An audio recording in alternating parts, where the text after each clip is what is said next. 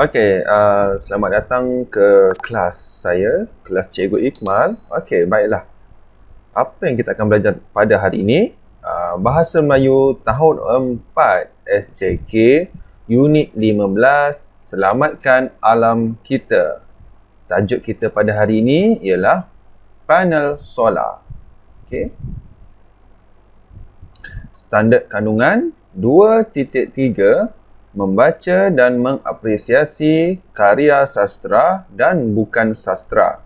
Standard kandungan 2.3.1, membaca dan menganalisis kandungan teks karya sastra dan karya bukan sastra. Apa yang murid-murid akan belajar pada hari ini? Murid-murid akan dapat membaca 3 ayat dengan betul, petikan yang diberikan dengan sebutan dan intonasi yang betul. Jadi hari ini kita akan membaca.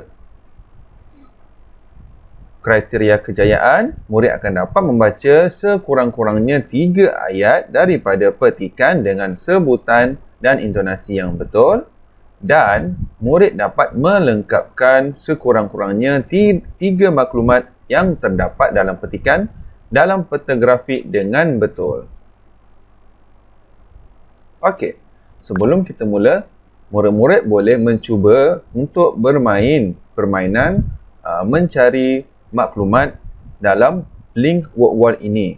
Apa yang murid-murid perlu buat sama ada mengimbas QR code ini ataupun menyalin link yang telah diberikan dengan kod word-word ini. Dalam link ini, murid-murid perlu mengisi nama. Okey, isi nama.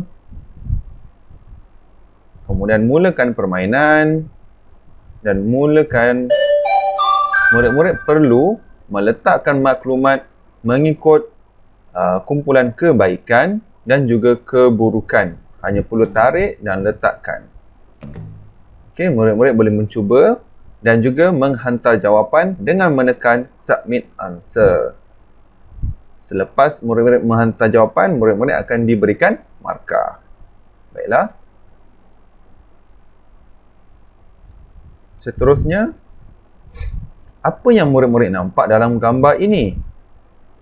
Dalam gambar ini, terdapat panel solar, iaitu digunakan untuk memberikan tenaga elektrik di rumah menggunakan cahaya matahari. Apakah kelebihan menggunakan panel solar? Okey, jom kita baca petikan bersama-sama. Panel solar. Puan Rubiah, jiran Chun Han. Beliau menerima bantuan panel solar. Beliau menerima panel solar bersempena dengan program Suryaku. Ayah Chun Han, Encik Ming, membantu Puan Rubiah memasang panel solar di atas bumbung. Encik Ming memasang panel solar menghadap ke arah matahari.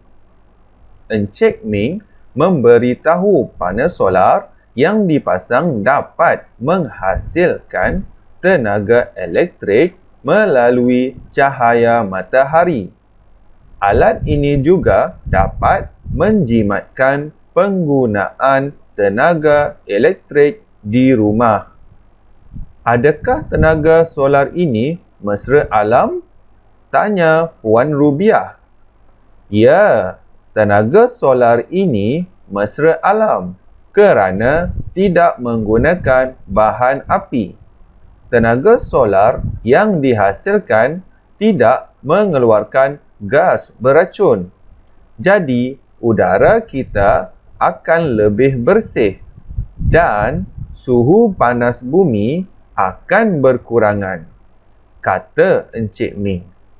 Sejak hari itu, Puan Rubiah menggunakan bekalan elektrik yang dihasilkan oleh tenaga solar.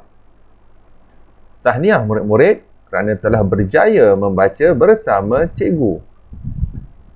Untuk latihan, murid-murid perlu membuat peta buih bertajuk kebaikan tenaga solar.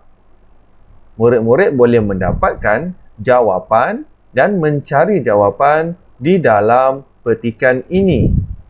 Terdapat 4 kebaikan tenaga solar. Jadi, murid-murid perlu meletakkan jawapan di dalam bulatan ini. Apakah kebaikan tenaga solar? Kebaikan yang pertama, tenaga solar dapat menjimatkan penggunaan tenaga elektrik di rumah. Baik, kebaikan pertama. Kebaikan yang kedua, tenaga solar tidak menggunakan bahan api. Yang kedua. Yang ketiga, tenaga solar yang dihasilkan tidak mengeluarkan gas beracun. Dan yang keempat, udara kita akan lebih bersih dan suhu panas bumi akan berkurangan. Baiklah, kita telah dapat 4 kebaikan tenaga solar. Jadi, murid-murid perlu menyatakan semula dan menulis semula ke dalam peta buih ini. Selamat mencuba. Itu sahaja daripada cikgu. Terima kasih.